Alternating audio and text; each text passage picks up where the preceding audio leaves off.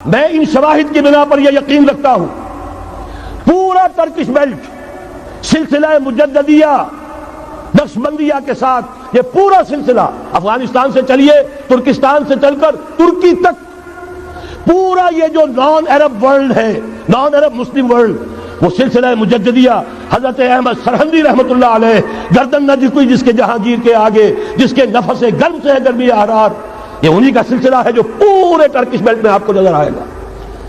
پھر شاہ ولی اللہ جیسا مفکر. بہرحال یہ تمام شواہد ہیں اور میرے لیے تو سب سے بڑے شواہد جو ہے اب وہ احادیث دیکھیے جو حضور نے بیان فرمائی.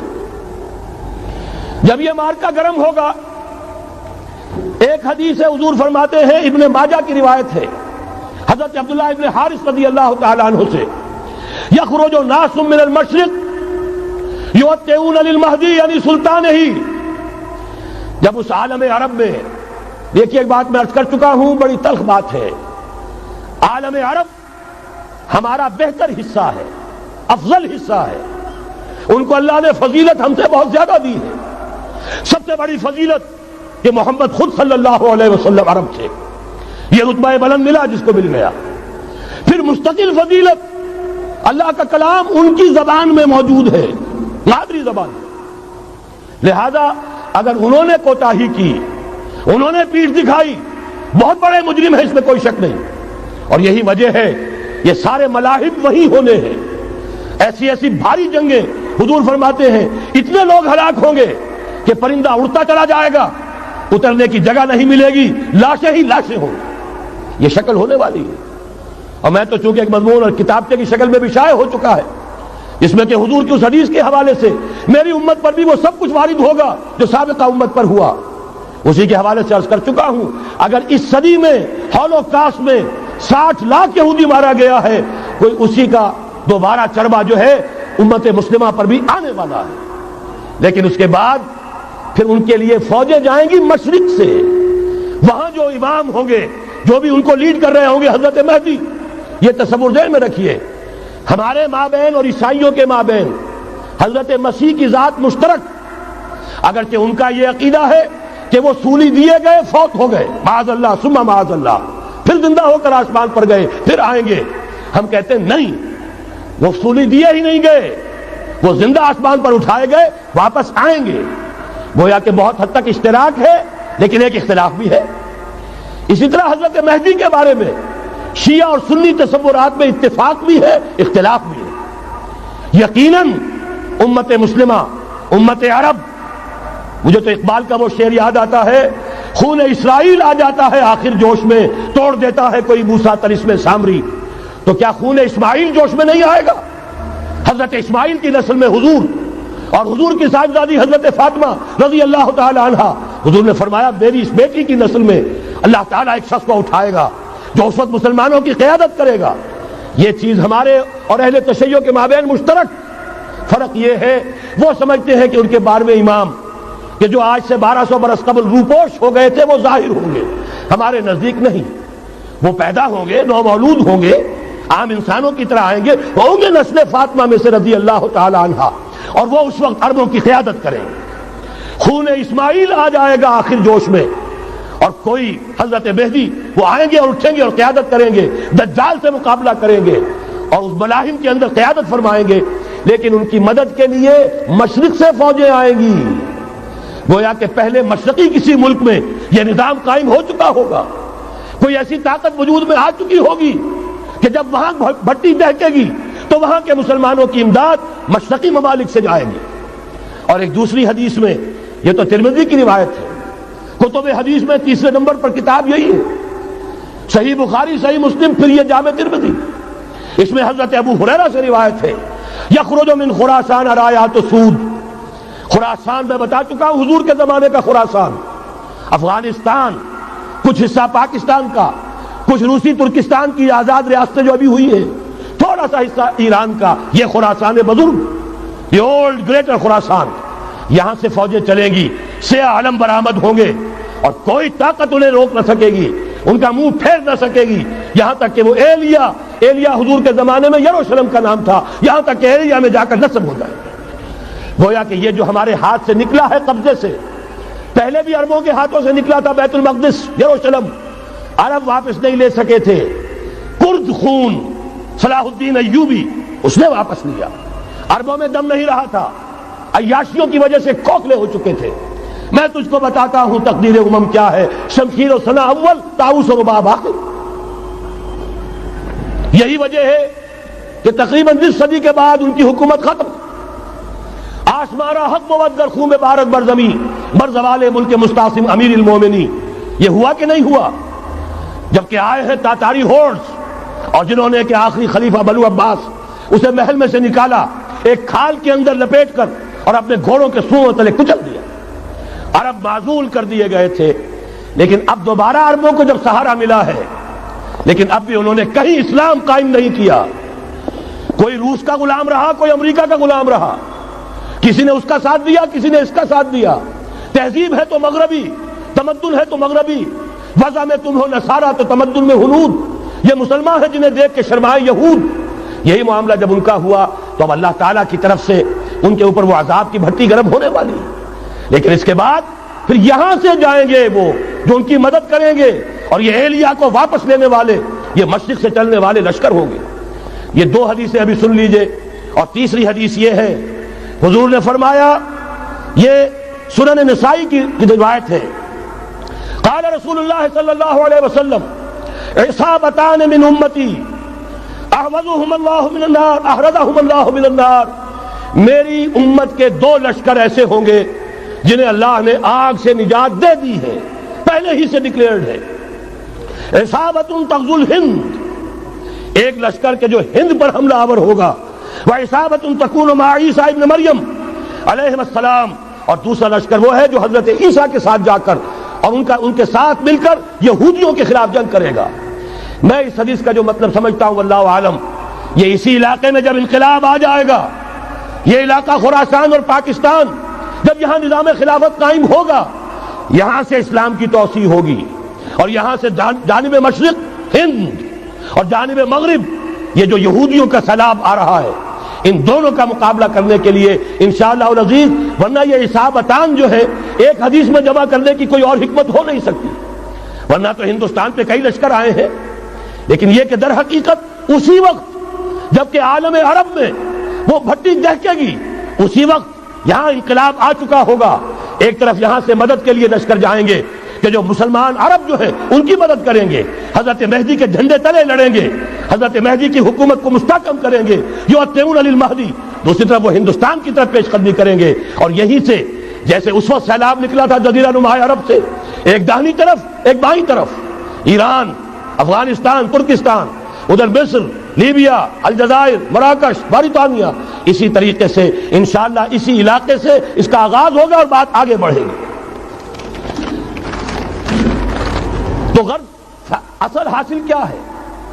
یہ ہونا ہے، پچھلے آثار ثابت کر رہے ہیں کہ ہونا ہے، حضور کی احادیث بتا رہی ہے کہ یہی سے ہونا ہے۔ ہوا صرف یہ ہے ہم بھٹک گئے، ہمیں اپنی منزل یاد نہ رہی۔ میں تو بہرحال ان لوگوں میں سے ہوں جنہوں نے نعرے لگائے تھے پاکستان کا مطلب کیا، لا الہ الا اللہ۔ میں سن 46 میں یہاں حبیبیہ ہال میں قائد اعظم نے مسلم اسٹوڈنٹ فیڈریشن کے جس اجلاس کو خطاب کیا تھا، ضلع حصار سے جو 2 ڈیلیگیٹ آئے تھے ان میں سے ایک میں تھا۔ میں نے بہرحال اس تحریک میں بھی حصہ لیا ہے، ایک ننھے کارکن کی حیثیت سے لیا ہے، پھر حالات کو بدلتے اپنے آنکھوں سے دیکھا ہے، ہم کہاں سے کہاں جا پہنچے ہیں۔ ضرورت صرف اس بات کی ہے کہ آج ہمارا حال یہ ہے، ہماری قیادت، ہماری سیاست ان لوگوں کے ہاتھ میں ہے کہ وہ فریب خوردہ شاہی کے پلاح و کرگسوں میں اسے کیا خبر کہ کیا ہے، تب وہ تاب جاویدانہ، ان کی تہذیب مغربی، ان کی ذہنیت مغربی، ان کی وضاقتہ مغربی، ان کا تمدن مغربی، ان کی سوچ مغربی، ان کے سارے اطوار مغربی۔ لہذا در حقیقت ایک تو یہ کہ ان سے چھٹکارا پانا، اور دوسرے یہ کہ در حقیقت مغرب کی تمام طاقتوں کو للکارنے کے لیے اس قوم کے اندر سے جذبہ ایمان، جذبہ جہاد کو برآمد کرنا، یہ 2 کام ہیں جو کرنے ہیں۔ اور اگر ہم یہ کر لیں گے، جیسا کہ میں نے آیت آپ کو سنائی تھی، اللہ کا کوئی وعدہ غیر مشروط نہیں، ایمان اور عمل صالح، ایمان اور جہاد، یہ وعدے پورے کرو گے تو اللہ کا وعدہ بھی پورا ہوگا۔ لیکن ظاہر بات ہے جیسے یہودیوں نے یورپ کو فتح کیا، اور آج وہ مغرب یہودیوں ہی کے زیر اثر ہمیں فتح کرنے پر تلا ہوا ہے. آج نوٹ کیجئے جس طرح 3 اطراف سے یہودیوں نے حملہ کیا یورپ پر، میں اس کا تذکرہ کر چکا ہوں، آج ہم پر بھی اسی طرح کا 3 pronged اٹیک ہے. نمبر 1، ایٹمی دانت نہ نکلنے پائیں اس قوم کے، رول بیک کرانے کے لیے خاموش ڈپلومیسی، اس کے ہتھ کنڈے، کہیں ان میں طاقت نہ ہو جائے، کہیں یہ چیلنج کرنے کی پوزیشن میں نہ آ جائیں، اپنے پاس ایٹمک ہتھیاروں کے انبار ہوں، لیکن کسی مسلمان ملک کے پاس آ گیا تو وہ اسلامک بام بن جائے گا. اگر وہ اسرائیل کے پاس ہے کوئی حرج نہیں، لیکن پاکستان کے پاس کسی صورت میں ہتھیار نہیں ہونا چاہیے. کمزور رکھو، ہمارے دستے نگر رہے، ہماری ہی مرضی پر، ہمارے چشم ابرو کے اشارے پر حرکت کریں. نمبر 2، اباحیت، بے حیائی، عریانی، فحاشی، اس کا سیلاب، اور سب سے بڑھ کر خاندانی نظام کو برباد کرنے کے لیے یہ بہبود آبادی کا پروگرام. اور دیکھیے جادو وہ جو سر چڑھ کر بولے، مسلمانوں کے ہاتھوں کرا رہے ہیں. قاہرہ میں کانفرنس کرائی ہے ایک مسلمان ملک میں، اور یہ کہ اس کو آرگنائز کرنے والی ایک پاکستانی مسلمان عورت. یہ ہے در حقیقت کہ وہ لوگ اگر کرنا بھی چاہتے ہیں تو اس کا الزام بھی براہ راست اپنے اوپر نہیں، بلکہ یہ کہ خود کوئی مسلمان ہو جو یہ کام کرے.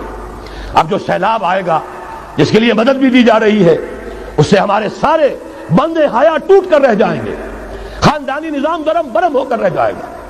جو ابھی تک اللہ کا شکر ہے کہ ہمارے ملک کے اندر انٹیکٹ ہے کچھ اوپر کا طبقہ جو بالکل ہی مغربی تہذیب میں رگا گیا ہے، ورنہ ہمارے ہاں خاندان کا نظام ابھی انٹیکٹ ہے. لیکن یہ کہ یہ سیلاب بھی بڑی شدت سے آ رہا ہے، یہ چیزیں بیک وقت کیوں ہو رہی ہیں. اور تیسرا اور سب سے زیادہ سٹل وار، سب سے زیادہ یوں سمجھیے کہ جو لطیف، جو کہ ایک طرح کا احسان جتایا جا رہا ہے، ڈالروں کی اب یلغار. اب یہاں پر امریکی سرمایہ، ڈالر چاہے مشرق سے آئے چاہے مغرب سے آئے، وہ یہودیوں کا اعلی کار ہے. آپ نے اگر $1 نوٹ کا اگر کبھی نقشہ دیکھا ہو، اس کے اوپر جو سگنیا بنا ہوا ہے، جو نشان ہے، وہ کیا ہے؟ پیرامڈ، احرام مصر. یہ کن کے لیے اہمیت رکھتے ہیں؟ ہزار یہودیوں کا خون اور ان کی ہڈیاں ان پیرامڈز کے تلے دبی ہوئی. جب یہ احرام بنائے گئے تھے، یہ یہودی وہاں غلامی کے دور میں تھے، بیگار ان سے لی جا رہی تھی. بڑے بڑے پتھر جب گرتے تھے تو پسنے والے یہودی ہوتے تھے. یہ ان کی اپنی جیسے ہولوکاسٹ، جیسے انہوں نے اس کو اپنا سمبل بنایا ہوا ہے، اسی طریقے سے پیرامڈ، مصر کا پیرامڈ، یہ گویا کہ ان کے اس زوال کا ایک نشان ہے.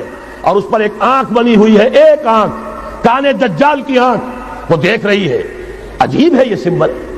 نیچے لکھا ہوا ہے نووس آرڈو سکلورم، اور یہ در حقیقت 1776 جو نیچے لکھا ہوا ہے وہ رومن حروف کے اندر یہ 1776 ہے، جو میں بتا چکا ہوں آرڈر آف ایلومیناٹی وساپ نے قائم کیا تھا. عام دنیا یہ سمجھتی ہے کہ شاید یہ امریکہ کا یوم آزادی ہے، سن آزادی ہے. 1 مئی اس آرڈر آف ایلومیناٹی کی تاسیس 1 مئی کو ہوئی ہے. یہ 1 مئی جو منایا جاتا ہے، دھوکہ یہ دیا گیا ہے کہ یہ شکاگو کے جو مزدور ہیں ان کی یادگار ہے. حقیقت میں یہ 1 مئی اور 1776 آرڈر آف دی ایلومیناٹی کی تاسیس کی تاریخ ہے. یہ تمام معاملہ سمجھ لیجئے. ڈالر در حقیقت ہم نے ابھی تازہ ندائے خلافت میں نعیم صدیقی صاحب کی نظم شائع کی ہے. 45 برس بلکہ شاید اس سے بھی زیادہ عرصے کی پرانی نظم ہے جو ہم نے شائع کی ہے. ڈالر میرے اس دیش کو ناپاک نہ کرنا، اور میں تو انہیں داد دیتا ہوں جو کچھ انہوں نے، شاعر کہتے ہیں اس کو جو صاحب شعور ہے، اس صاحب شعور نے جو مشاہدہ کیا ہے کہ ڈالر آئے گا تو کیا آئے گا ہمارے ہاں، اس کے پوری داستان اس تازہ ندائے خلافت میں ہم نے نہ معلوم کہاں سے اس کو کھود کر نکلوایا ہے. ہم ان کا احسان مانتے ہیں کہ انہوں نے اپنی یہ پرانی نظم، اب ان کی جماعت تو سب بھول بھال گئی ان چیزوں کو، اسی لیے وہ اسے تج کر باہر بھی اب آ گئے. بہرحال ہمیں تو ان کی ایک ایک چیز جو ہے، مجھے تو وہ شعر آج کا اگر آپ نے جنگ کا میرا کالم پڑھا ہو، میری تو فکر کے اندر رچ بس گیا ہے.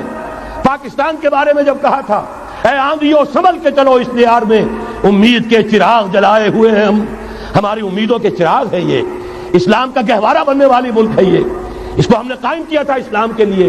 یہ آندھیاں نہ چلیں، اس ملک کو ہم نے اسلام کے چراغ جو ہے ہم نے اس میں روشن کیے ہوئے ہیں۔ اے آندھیوں سنبھل کے چلو اس دیار میں، امید کے چراغ جلائے ہوئے ہیں ہم۔ بہرحال یہ تیسرا سیلاب ہے، ننگی سرمایہ داری، جس کی پھر لعنتیں ہوتی ہیں۔ ایک طرف فقر، ایک طرف احتیاج، ایک طرف بھوک، ایک طرف دولت کے انبار۔ پہلے بھی ہمارے ہاں فرق کم نہیں ہے، لیکن اب جو ہوگا اگر یہ بات پوری ہو گئی تو وہ ننگی سرمایہ داری، اور سرمایہ داری ہی در حقیقت یہود کا سب سے بڑا ہتھ کنڈا ہے۔ یہ بینکنگ کا نظام، یہ سارا کا سارا سودی نظام، یہ IMF، یہ ورلڈ بینک، یہی تو ان کے سب سے بڑے ادارے ہیں۔ تو واقعہ یہ ہے کہ تین طرف سے ہم پر حملہ ہو رہا ہے۔ اور یہ سود کے بارے میں کیا کہا تھا اقبال نے؟ اضربا آخر چمی زائد فتن، اس سود کے ام الخبائث کے پیٹ سے سوائے فتنوں کے اور کیا برآمد ہو سکتا ہے؟ کس ندانت لذت قرض حسن، کسی کو قرض حسنہ کی لذت یاد نہیں رہی۔ بغیر سود کے قرض دو، تمہارے پاس فاضل رکھا ہوا ہے کسی بھائی کو دو کہ وہ اپنی معاشی گاڑی کا پہیہ چلا لے، پھر اصل واپس لے لینا۔ اگر اتنی ہمت نہیں ہے کہ ان تصدقوا فهو خیر لکم، صدقہ ہی کر دو تو سب سے اچھا ہے، دے ہی ڈالو اپنا فاضل سرمایہ۔ یسألونک ماذا ينفقون قل العفو، مت رکھو اپنے پاس، یہ گندگی ہے۔ لیکن اگر بڑے ہی کم ہمت ہو تو کم سے کم قرض حسنہ دو، اپنی اصل رقم واپس لینا۔ کسند آنت لذت قرض حسن، اضربا جاں تیرا دل چو خشت و سنگ، اس لیے کہ سود کے ذریعے سے انسان کے اندر تاریکی پھیل جاتی ہے، دل جو ہے اینٹ کے مانند، پتھر کے مانند سخت ہو جاتا ہے، کٹھور۔ ثم قست قلوبکم فہی کالحجارۃ او اشد قسوہ، آدمی درندہ بے دندان و چنگ، اور انسان بغیر اس کے کہ بھیڑیوں والے دانت ہوں اور بھیڑیوں والے پنجے ہوں، بھیڑیا بن جاتا ہے۔ بہرحال اب کرنے کا کام کیا ہے اس کو سمجھیے۔ اس پوری صورتحال کا میں نے آپ کے سامنے نقشہ پیش کر دیا۔ ایک طرف مغرب سے نیو ورلڈ آرڈر، جو جیو ورلڈ آرڈر ہے، اس وقت کی سپریم پاور آن ارتھ، امریکہ کی سرپرستی میں بڑی تیزی کے ساتھ حملہ آور ہے۔ دوسری طرف وَمَكَرُوا وَمَكَرَ اللَّهُ وَاللَّهُ خَيْرُ الْمَاكِرِينَ، اللہ کو پامردی مومن پہ بھروسہ، ابلیس کو یورپ کی مشینوں کا سہارا۔ اللہ تعالیٰ نے اسرائیل کا توڑ پاکستان قائم کیا، اللہ تعالیٰ نے اس کے لیے 300 برس کی تاریخ، اس کی تمہید میں مجددین امت یہاں پیدا کیے، یہاں قرارداد مقاصد پاس کرا دی 20ویں صدی عیسوی کے وسط میں، کہ اکبر نام لیتا ہے خدا کا اس زمانے میں۔ بینک انٹرسٹ کو ربا، سود حرام قرار دیا۔ یہ سارے شواہد ہیں۔ اب ضرورت صرف ایک بات کی ہے، ایک زبردست عوامی تحریک اٹھے۔ یہ عوامی تحریک کیسی ہو؟ نمبر ایک، فرقہ واریت سے بلند ہو۔ یہ فرقہ واریت جو اس وقت بہت بڑا فتنہ بن گیا ہے، جس کی کشیدگی بڑھتی چلی جا رہی ہے، اس کے اندر اگر ہم قوم کے حیثیت سے اگر ملوث ہوتے چلے گئے، آخری تباہی آ جائے۔ فرقہ واریت سے بلند، سیاسی کشمکش سے بلند، یہ سیاسی کشاکش، یہ حزب اختلاف، حزب اقتدار، اس سے بلند، اس سے کوئی بحث نہیں، کوئی دلچسپی نہیں۔ علاقائیت یا لسانی قومیت، اپنے دنیاوی حقوق کی فکر مت کرو، بلکہ آخرت کی فکر کرو، اور یہاں اس کی اصل منزل خلافت کے نظام کی فکر کرو۔ ان تمام چیزوں کو پورا کرتے ہوئے یہاں پہ نظام خلافت قائم کیا جائے، یہ ہے واحد علاج۔ اور اسی کے لیے للکارنے کے لیے، اسی کے لیے دعوت دینے کے لیے ہم نے اس تحریک خلافت پاکستان کا آغاز کیا۔ تنظیم اسلامی نے اپنے لیے ہدف معین کیا ہے، نظام خلافت علی منہاج النبوہ کا قیام، پہلے پاکستان میں اور پھر کل نوع عرصی پر۔ اب میں چند منٹوں میں آپ کو بتاؤں گا کہ وہ نظام ہے کیا۔ دیکھیے، اس موضوع پر میں پاکستان کے تقریباً تمام بڑے شہروں میں اکثر جگہ 3 دن 2 گھنٹے کی تقریر کر چکا ہوں۔ سیاسی نظام کیا ہے، معاشی نظام کیا ہے، سماجی نظام کیا ہے۔ خلافت اب قائم ہوگی، جو بہرحال 1400 برس قبل کی خلافت اور آج کی خلافت، وقت کے دریا میں بہت سا پانی گزر گیا ہے، اصول وہی کے ہوں گے، فنڈامنٹلز وہی کے ہوں گے، تفصیلی خاکہ بنے گا اس زمانے کے تقاضوں کے مطابق۔ تو میرے وہ تقریریں ویڈیو کی شکل میں، آڈیو کی شکل میں، اردو میں، انگریزی میں، شکاگو میں 20 گھنٹے کا پروگرام پچھلے سال ریکارڈ کرا کے آیا۔ اللہ کا فضل ہے کہ وہ پھیل رہا ہے معاملہ۔ اب مغرب میں اذان خلافت بلند ہو رہی ہے، اس کا تذکرہ میں بعد میں کروں گا۔ بہرحال وہ تو تفصیلی بات ہے، یہاں میں چند منٹوں میں صرف الجبرا کے اصولوں کی طرح چند باتیں بتا رہا ہوں. جو بھی آپ کا آج نظام ہے 3 شرطیں پوری کر دیجئے وہ خلافت بن جائے گا سیاسی اور دستوری اعتبار سے. نمبر 1 حاکمیت اللہ کی، اور اللہ کا شکر ہے یہ ہم کر چکے. اللہ جزائے خیر دے جنہوں نے محنت کی تھی، اللہ جزائے خیر دے جنہوں نے وہ تحریک اٹھائی تھی مطالبہ دستور اسلامی، اور پھر جنہوں نے مدد کی تھی، اللہ تعالیٰ انہیں جزائے خیر دے. بہرحال وہ اب ہمارے دستور کا حصہ ہے. حاکمیت اللہ کی. البتہ اگلا قدم ہم آج تک نہیں اٹھا سکے. اس حاکمیت کا ظہور کیسے ہوگا؟ آپ کے دستور میں یہ طے کر دیا جائے کتاب و سنت ہر شے سے بالا تر ہے، دستور سے بھی بالا، عدالتی قوانین سے بالا، پارلیمنٹ سے بالا، سینٹ سے بالا، صدر سے بالا، سپریم کورٹ سے بالا، ہائی کورٹ سے بالا، ہر شے سے بالا کتاب و سنت. جب تک یہ نہیں ہوتا قرارداد مقاصد کی حیثیت ایسی ہے کہ جیسے آپ سینما ہال کے اوپر آگے جو ہے قرآن مجید کا کوئی کتبہ لگا دے، اس کے سوا کچھ نہیں. یہ بھی غنیمت ہے کہ قرارداد مقاصد پاس ہوئی. اصل شرط یہ ہے کتاب و سنت کی ٹوٹل بالادستی. اور یہ بڑی کڑوی گولی ہے. عوامی تحریک جب تک نہیں چلے گی، لوگ جب تک اپنی خون کی ندیاں نہیں بہا دیں گے، یہ کڑوی گولی حلق سے اترنے والی نہیں. یہ IJI کی حکومت میں نہیں اتری، اسلام کے نام پر اقتدار میں آئے، اسلام کے نام پر ISI نے IJI بنوائی، اسلام کے نام پر انہیں ووٹ ملے، 2/3 کی اکثریت ملی. اس کے باوجود شریعت کی بالادستی کا ایکٹ، شریعت کی بالادستی کی دستور کے اندر ترمیم پاس نہیں کرائی گئی. معلوم ہوا اوپر زبردست کا ٹھینگا ہے، امریکہ کے سب پرستار ہیں، سب ڈرتے ہیں، سب کے لیے سب کو نظر آتا ہے بالآخر جو ہے اسی کے پاس جانا ہوگا، چاہے وہ نواز شریف ہو اور چاہے وہ بے نظیر ہو. ایک کھلم کھلا ہے، اور اب تو میں کہتا ہوں نواز شریف بھی کھلم کھلا ہے. آج کے اس دور میں انہوں نے اسلام کا نام کبھی نہیں لیا، اس سے تو بالکل تائب. بس صرف فرق یہ رہ گیا ہے بے نظیر کھلم کھلا بھی مذاق اڑا لیتی ہے اسلامی صداؤں کا، اسلامی قوانین کا. یہ اس پر ذرا خاموش ہے. لیکن یہ کہ اپنی تحریک میں ہمارے بہت سے جو سیاسی قائدین ہیں مسلمانوں کے، کتنے بیانات آپ نے پڑھے ہوں گے، ذرا اسلام کا نام لے دے ہم ساتھ ہو جائیں گے. مولانا سمیع الحق صاحب کا بیان آیا، ذرا اسلام کی بات کرے تو ہمارے اور بہت سے علماء اور ہمارے طارق صاحب جو ہے انہوں نے بھی کہا کہ میں ہم ساتھ آ جائیں گے. لیکن یہ کہ بڑا پکا ثابت ہوا نواز شریف اسلام کا نام نہیں لیا. یہ بات جان لیجئے، یہ اس کے بغیر، قربانی کے بغیر اصل یہی منزل ہے، اصل کٹھن یہی ہے. یہ کتاب و سنت کی بالادستی، اس کو قبول کرنا، اختیار کرنا، یہ بغیر عوامی تحریک کے، بغیر قربانیوں کے ممکن نہیں ہوگا. بہرحال دوسری بات یہ، اور تیسری بات، کسی غیر مسلم کو نظام خلافت میں قانون سازی میں شریک نہیں کیا جا سکتا.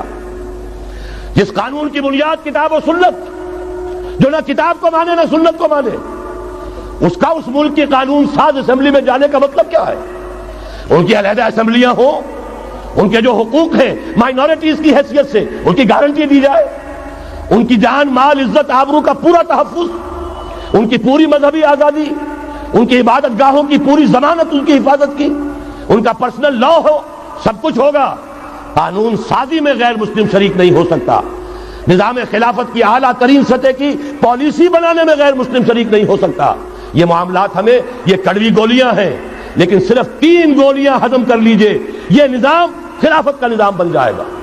البتہ چوتھی بات اور عرض کر دوں، وہ کہتا ہوں بہتر ہے کہ اس پارلیمانی نظام کی لعنت جو انگریزوں کی وراثت کے طور پر ہمیں ملی ہے، اسے چھوڑ کر صدارتی نظام اختیار کیا جائے.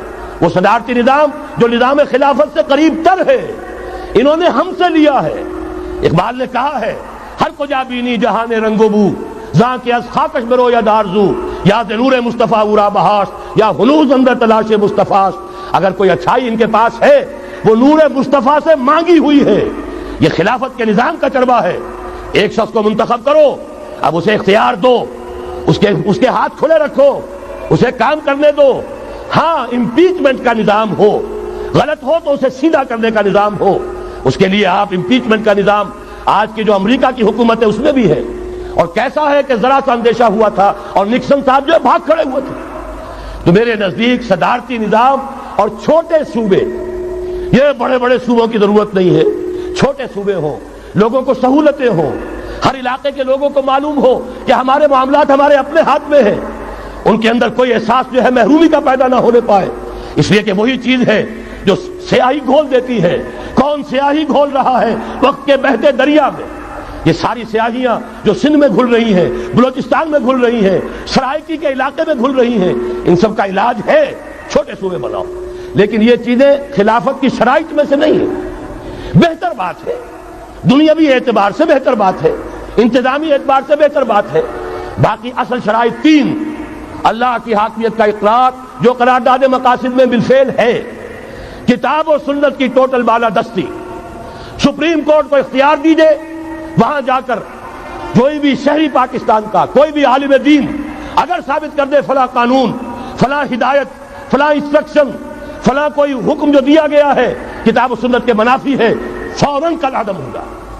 اور تیسری بات، غیر مسلم پروٹیکٹڈ مائنورٹی ہوں گے، ان کی جان مال عزت آبرو کی حفاظت ہوگی، لیکن یہ کہ وہ برابر کے قانون سازی کے حق میں شریک نہیں ہو سکتے، اس لیے کہ یہاں کتاب و سنت منبع ہے قانون کا جس کو وہ تسلیم نہیں کرتے. اسی طرح یہ معاشی نظام، موجودہ سرمایہ دارانہ نظام، بہت بڑی لعنت، بہت بڑی لعنت، بہت بڑی لعنت. لیکن جیسے آپ کو معلوم ہے، آج ہی ابو جہل کہہ دے لا الہ الا اللہ محمد الرسول اللہ، مسلمان بن جاتا. کلمہ تو ایک ہی تھا نا.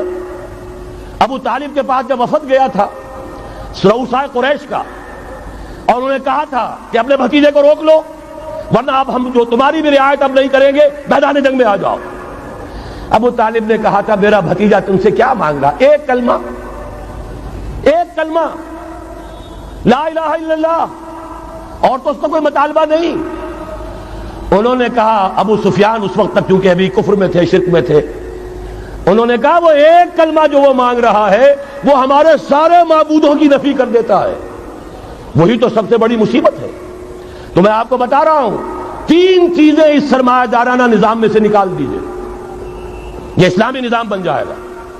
تفصیل میں جانے کا موقع نہیں ہے، میں فارمولہ دے رہا ہوں. تفصیل میں نے عرض کیا، میرے کیسٹ سے کتابیں ہیں، وہ خطبات خلافت اب کتابی شکل میں بھی آ جائیں گے، انگریزی میں ویڈیو کیسٹ ہے، اردو میں ہے، بڑے بڑے شہروں میں خطبات دے چکا ہوں، مواد موجود ہے.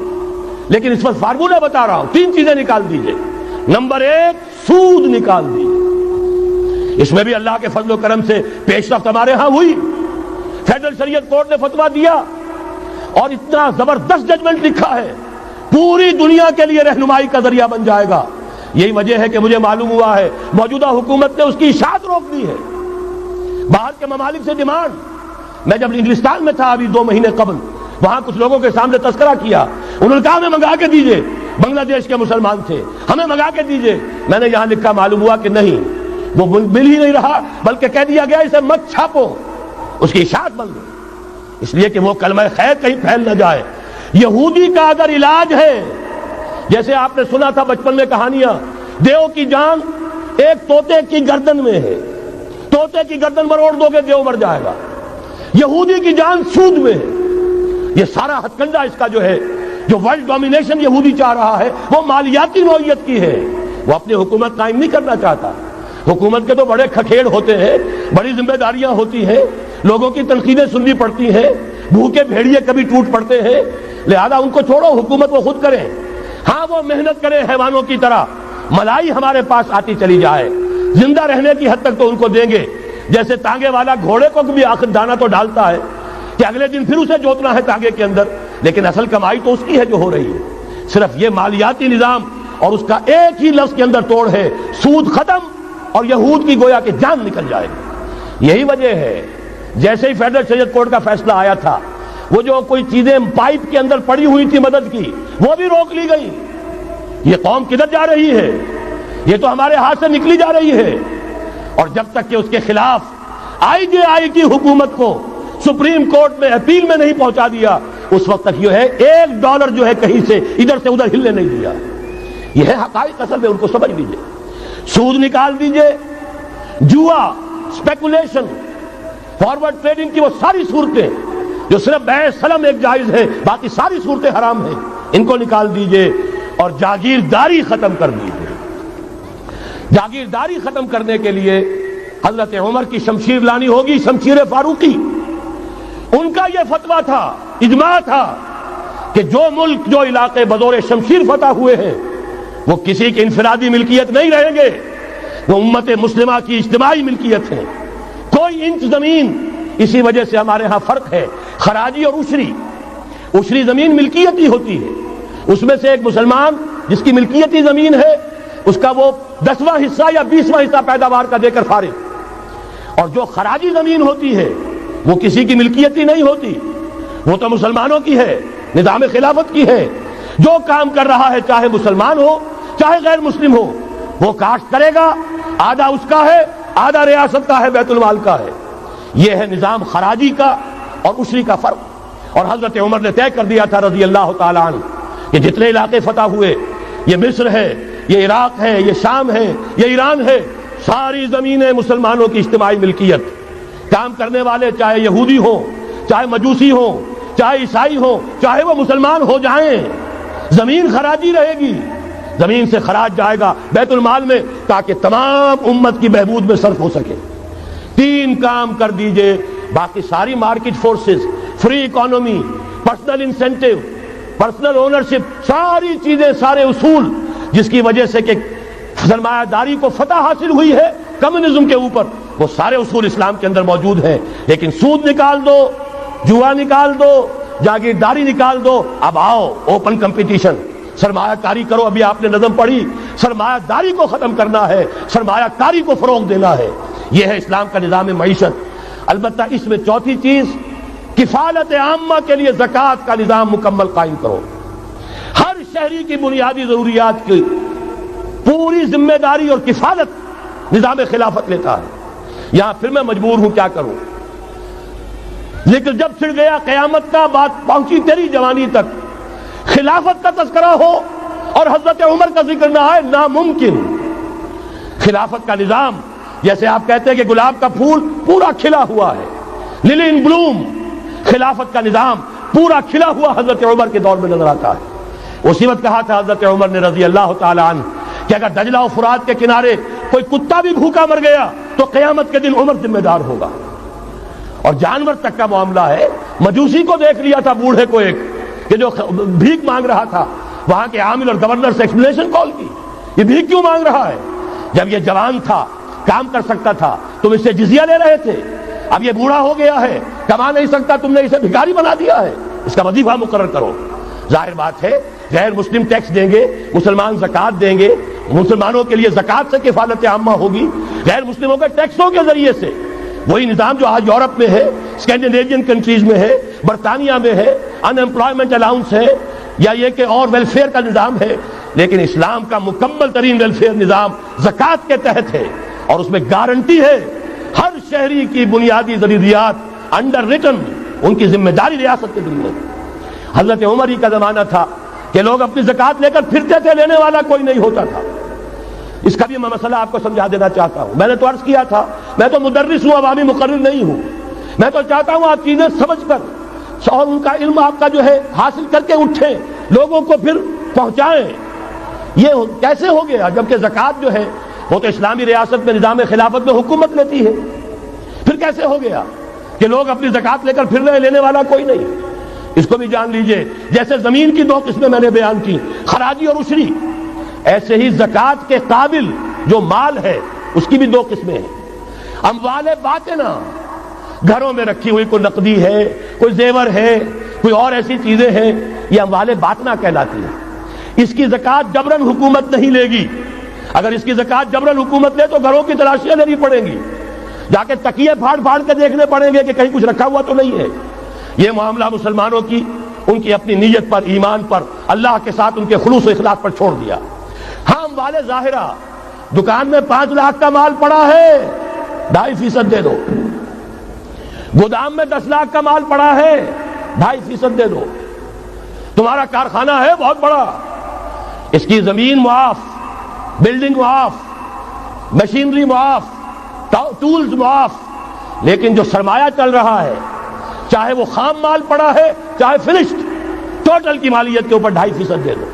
یہ ہے زکوٰۃ جس کو بدنام کیا ضیاء الحق صاحب نے. صرف سود جو ہے، سود والا جو صرف بینکوں کے اندر ڈپازٹ ہے، اس سے 2.5% لے کر اسے زکوٰۃ قرار دے دیا. حالانکہ وہ تو کچھ زکوٰۃ نہ ہوئی، سود کا کمیشن ہوا، اس کے سوا کچھ بھی نہیں.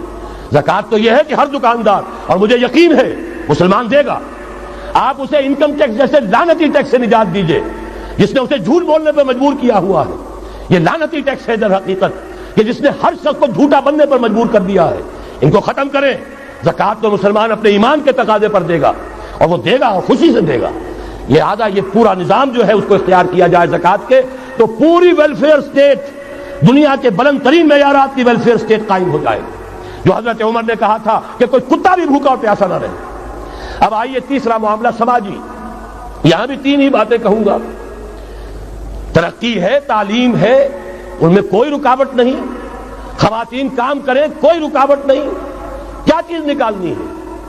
بے حیائی، بے حجابی، عریانی نکال دو.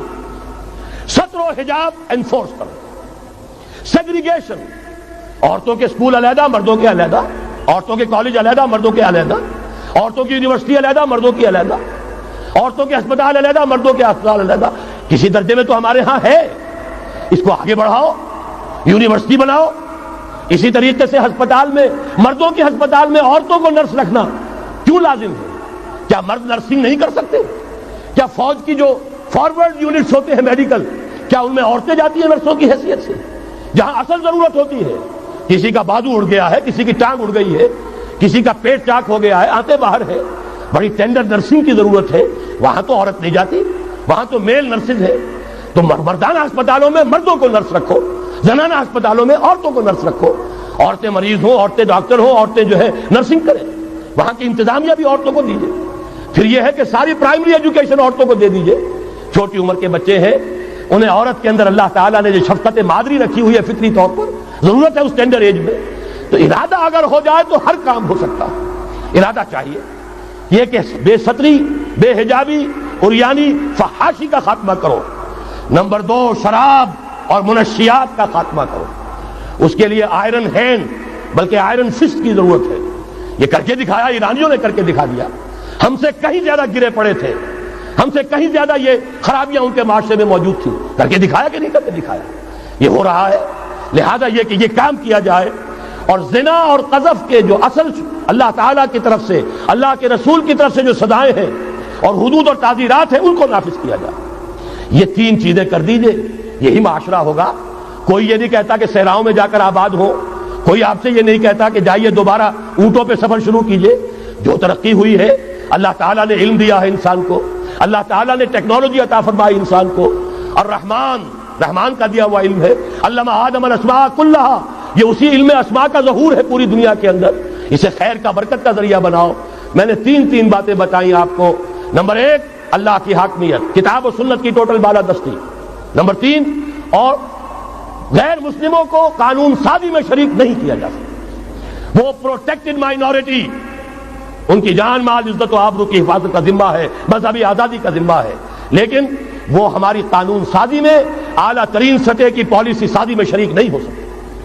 نمبر 2، یہی سارا نظام، یہی سرمایہ کارانہ نظام، سرمایہ دارانہ نظام کو 3 چیزیں نکال دیں گے، وہ سرمایہ دارانہ نہیں رہے گا، سرمایہ کارانہ ہو جائے گا. یہ سرمایہ کارانہ نظام، سود نکال دو، جوا نکال دو، جاگیرداری ختم کر دو، یہی رحمت ہو جائے گی. اللہ کی ربوبیت عامہ، ربوبیت کاملہ کے آپ کو منظر نظر آئیں گے. جاگیرداری کا خاتمہ کر دیجئے.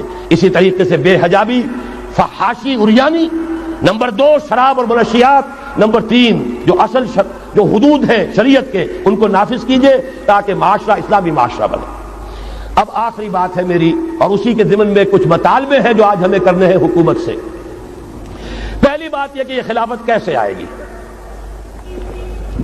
اس موضوع پر بھی میں عرض کر رہا ہوں کہ میں کم سے کم 15 سال سے مسلسل تقریریں کر رہا ہوں.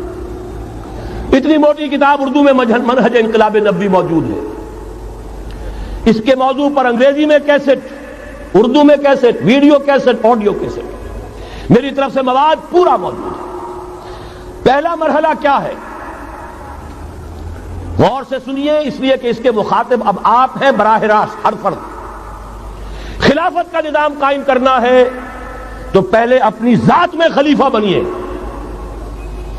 اللہ نے آپ کو ایک جسم دیا ہے، زبان دی ہے، آنکھیں دی ہیں، کان دیے ہیں، یہ سب آپ کے پاس اللہ کی امانت ہے۔ ان پر اللہ کی حکومت قائم کی، اپنے وجود پر اپنے گھر میں خلافت قائم کیجئے۔ آپ خلیفہ بن جائیں، آپ نظام اللہ کا نافذ کریں اپنے ذات پر، اپنے وجود پر، اپنے گھر میں، اور ساتھ ہی انفرادی سطح پر طے کر لیجئے۔ سورہ حدید کی آیت نمبر 7، آمنوا باللہ ورسولہ وانفقوا مما جعلکم مستخلفین فیہ۔ جس چیز میں اللہ نے تمہیں خلافت عطا کی ہے، دولت دی ہے، مال دیا ہے، جائیداد دی ہے، اولاد دی ہے، ذہانت دی ہے، فطانت دی ہے، خطابت دی ہے، جو دیا ہے لگا دو، کھپا دو، خرچ کر دو اللہ کے دین کے لیے۔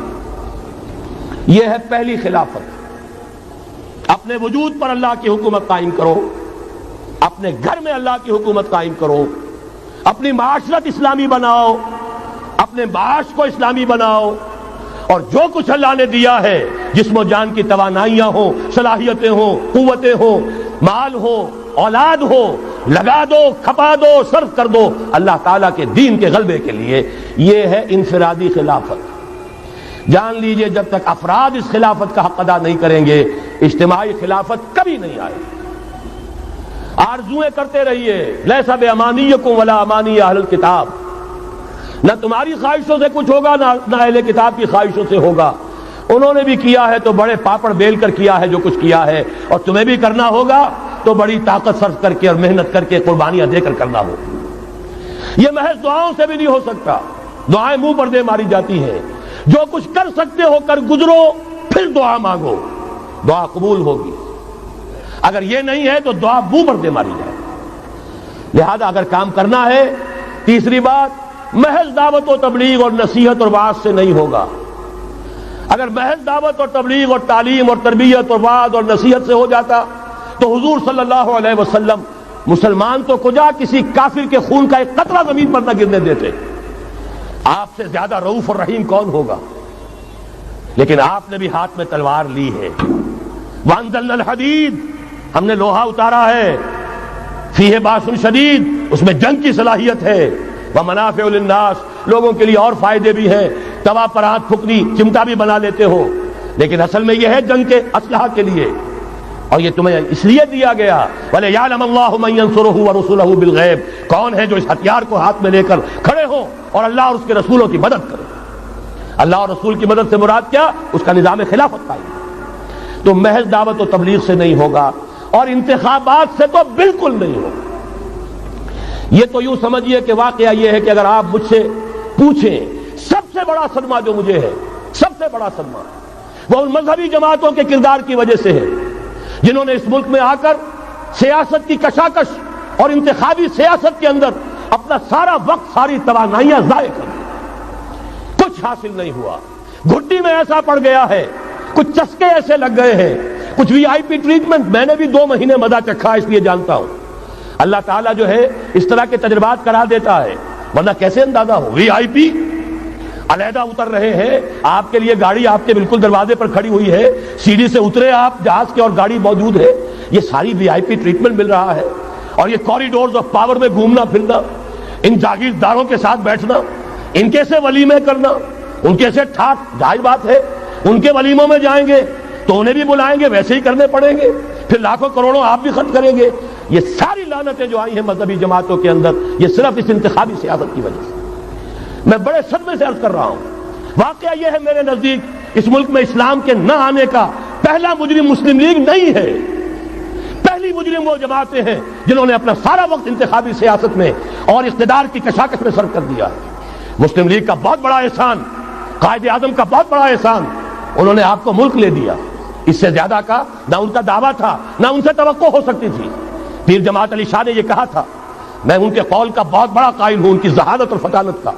جب ان سے کہا گیا ہے رحمت اللہ علیہ کہ آپ اتنے بڑے، آپ مقتدا ہیں، مرشد ہیں، اتنی بڑی روحانی شخصیت ہے، ایک داڑھی ملے کے ہاتھ پر بیعت کر لی آپ نے، اشارہ تھا قائد اعظم کی طرف۔ حضرت پیر جماعت علی شاہ رحمۃ اللہ علیہ نے فرمایا بھائی میں نے اس کے ہاتھ پر بیعت نہیں کی، میرا تو مقدمہ ہے، ایک قومی مقدمہ ہے ہندو قوم کے ساتھ، اور مجھے اس مقدمے کے لیے ایسا وکیل چاہیے جس میں دو وصف موجود ہو، مہارت پوری ہو، قانون کو جانتا ہو، ماہر ہو، اور دوسرے یہ کہ بکنے والا نہ ہو۔ میں نے اپنے قومی مقدمے کے لیے وکیل کیا ہے محمد علی جناح۔ ظاہر بات ہے 100% بات صحیح، اور ان کے اس کردار کو دشمنوں نے مانا، نہرو نے، گاندھی نے، ان کے بڑے بڑے دشمنوں نے مانا۔ یہ شخص جو کہتا ہے he means what he says، یہ جو کہتا ہے وہی اس کے دل میں ہوتا، اس کے ہاں کوئی ہیر پھیر نہیں ہے۔ بہرحال انہوں نے ملک لے دیا، یہ بہت بڑا احسان۔ آگے کام تھا رجال دین کا۔ رجال دین یا تو لگے رہے صرف اپنے مدرسوں میں اور خانقاہوں میں، تبدیلی کا احساس ہی نہیں ہوا کہ کتنا بڑا انقلاب آ گیا ہے، اب ہم انگریزی دور میں نہیں ہیں، اب یہ ایک مسلمانوں کی حکومت بن گئی ہے، اب تو توانائی ہونی چاہیے اس کو اسلامی بنانے کے لیے۔ اور جو جماعتیں چلی گئی انتخابات میں، واقعہ یہ ہے کہ سب سے گھناؤنا کردار، اور اس ملک میں اسلام کے آنے میں جو بھی رکاوٹ رہی ہے، سب سے بڑا فیصلہ کن رکاوٹ کا معاملہ ان مذہبی جماعتوں کا کردار۔ اس سے ہٹ کر کیا کرنا ہے، میں نے عرض کیا پہلے، اور یہ میں آپ سے کہہ رہا ہوں، خدا کے لیے سوچئے، آج کی رات جا کر سوچئے، خلیفہ بننا ہے اپنی ذات میں، اپنے وجود پر خلافت قائم کیجئے، اپنے گھر میں خلافت قائم کیجئے، توبہ کیجئے اللہ کی جناب میں، یا ایھا الذین آمنوا توبوا الی اللہ توبۃ نصوحا، بڑے خلوص کے ساتھ توبہ کیجئے، اپنی معاشرت کو، معیشت کو درست کیجئے، اور یہ کہ اپنا تن من دھن، ان صلاتی و نسکی و محیای و مماتی للہ رب العالمین، اس کا فیصلہ کیجئے۔ یہ پہلا مرحلہ ہے بڑا کڑوا، بڑا بھاری، لیکن یہ بھی میں آپ سے عرض کر دوں، جو ارادہ کر لے اس کے لیے بہت آسان، اللہ تعالیٰ کی مدد آتی ہے۔ تم کرو ہمت، توفیق ہم دیں گے، تم کرو فیصلہ، تحصیل ہماری طرف سے ہوگی، آسانی ہماری طرف سے ہوگی۔ فَسَنُيَسِّرُهُ لِلْيُسْرَىٰ، آسانی کے لیے آسان کرتے چلے جائیں گے۔ جو پہاڑ نظر آتے ہیں شروع میں، معلوم ہوتا ہے پہاڑ نہیں، ریت کے ٹیلے تھے، ہمارے قدموں تلے بکھر کر رہ گئے ہیں۔ کر کے دیکھیے، ارادہ کیجئے، عزم کیجئے، طے کیجئے، ان صلاتی و نسکی و محیای و مماتی للہ رب العالمین، اور میرے پاس جو کچھ ہے وہ میرے خدا کا ہے، مجھے اسی کے لیے، صرف اپنی زندگی کا تار برقرار رکھنے کے لیے جو ناگزیر ضرورت ہے وہ پوری کرو، باقی لگا دو، کھپا دو۔ آمنوا باللہ ورسولہ وانفقوا مما جعلکم مستخلفین فیہ، جس چیز میں خلافت دی ہے خرچ کر دو۔ دوسرا مرحلہ، یہ خلفاء، ابھی انصاری صاحب نے وہ آیت آپ کو سنائی تھی، ثم جعلناکم خلائف، خلائف جمع ہے خلیفہ کی، ہر مسلمان خلیفہ ہے، یہ سمجھ لیجیے اچھی طرح۔ وہ تو صرف یہ ہے کہ جیسے یہ جو کافرانہ نظام ہے جمہوریت کا، جو مادہ پرستانہ انسانی حاکمیت کی بنیاد پر، اس میں بھی ہر شہری حاکم ہوتا ہے، اپنے ووٹ کے ذریعے سے وہ اپنی حاکمیت کا اختیار منتقل کرتا ہے، وہ نمائندہ بن کر آتا ہے، گویا کہ انہوں نے اپنی حاکمیت ڈیلیگیٹ کی ہے اس شخص کو، اس صدر کو، چاہے وہ بش تھا اور چاہے وہ کلنٹن ہے، ورنہ حاکمیت تو پاپولر ہے، عوام کی ہے۔ اسلام میں خلافت عوام کی ہے، لیکن عوام مسلمان جو اللہ کو ماننے والے ہیں ان کی خلافت ہے، اور ان کی خلافت پہلے وہ اپنی ذات میں خلیفہ بنیں گے، پھر اپنی خلافت کا ایک حصہ ایک خلیفہ کو منتقل کریں گے۔ جب تک خلافت نہیں ہوتی ایک جماعت کے امیر کو منتقل کریں گے وہی حصہ۔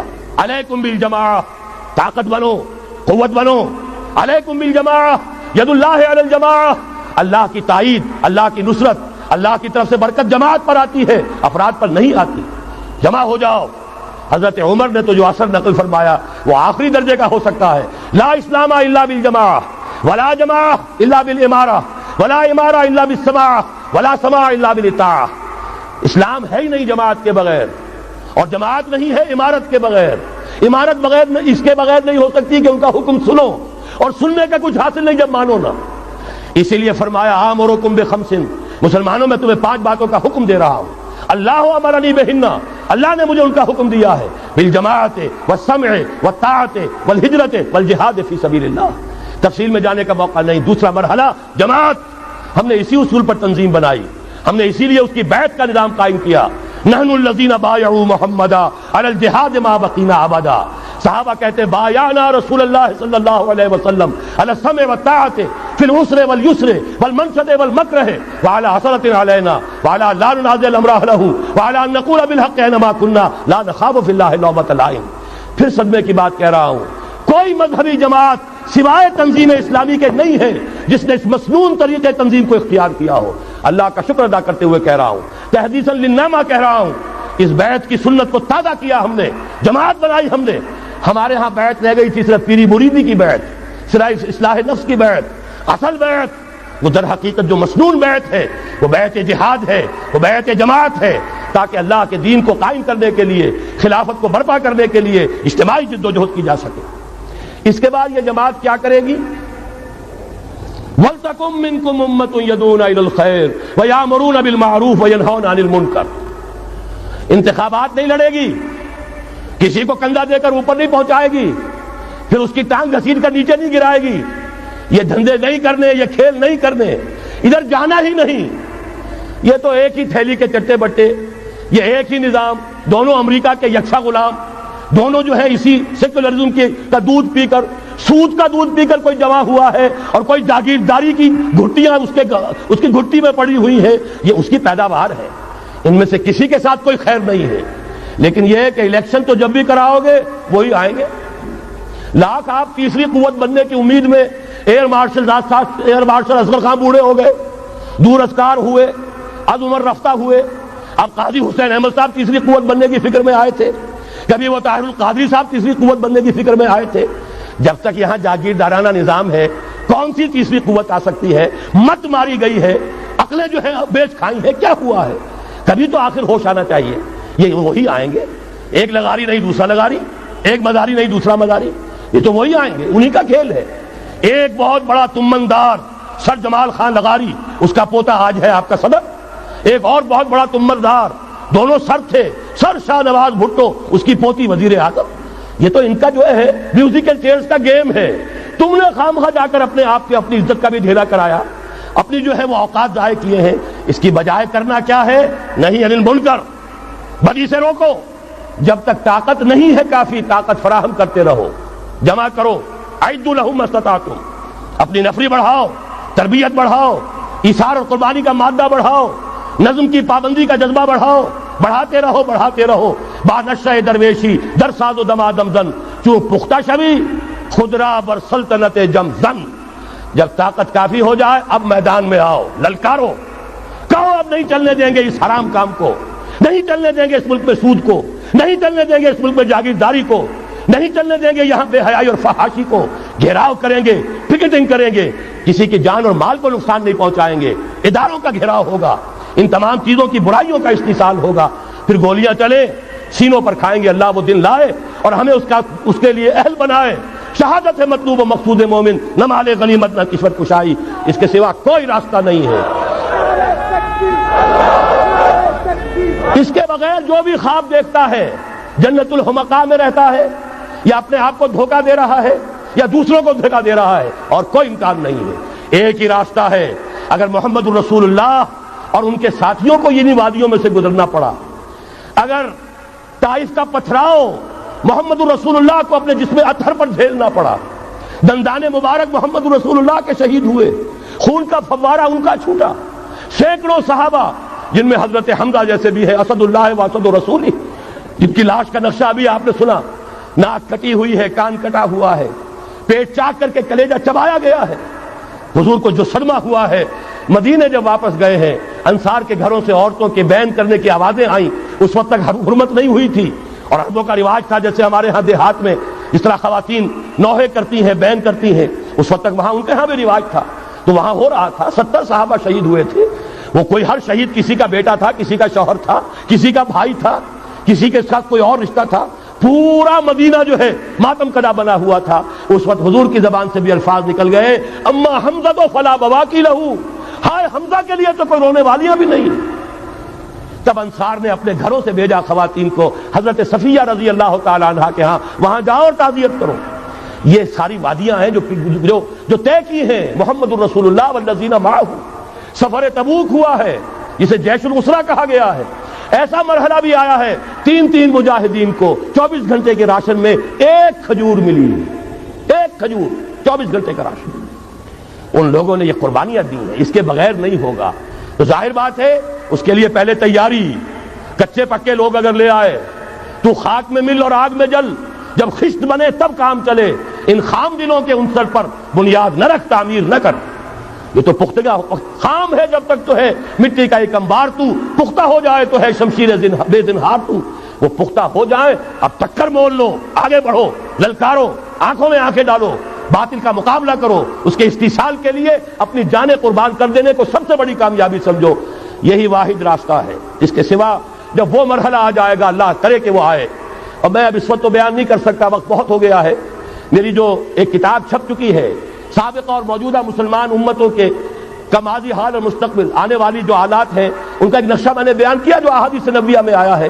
میرا اندازہ یہ ہے کہ اب معاملہ زیادہ دور کا نہیں ہے، بلکہ ہمارے لیے تو نہ دور کا ہے نہ دیر کا ہے، انشاءاللہ یہیں سے ہوگا۔ بس صرف یہ ہے کہ فریب خوردہ شاہی اور بھٹکا ہوا آہو جو ہے اسے پھر اپنی منزل یاد آ جائے۔ کبھی بھولی ہوئی منزل بھی یاد آتی ہے راہی کو، اور بھٹکے ہوئے آہو کو پھر سوئے حرم لے چل۔ اس کے لیے وہ رہنمائی درکار ہے، آپ میں سے ہر شخص رہنما بن کر اٹھے، اس دعوت کا مبلغ بن کر اٹھے، جیسے کہ حضور نے اپنے خطبے کے آخر میں فرمایا تھا فَلْيُبَلِّغِ الشَّاهِدُ الْغَائِبَ۔ اب جو یہاں موجود ہیں وہ اپنا فرض سمجھیں کہ دوسروں کو پہنچائیں گے۔ اس حوالے سے یہ ہے کہ ہمارا لٹریچر، ہمارے ویڈیوز، آڈیوز، وہ ہم ہر میدان میں موجود ہے، چیزیں استعمال کیجئے۔ اب میں چند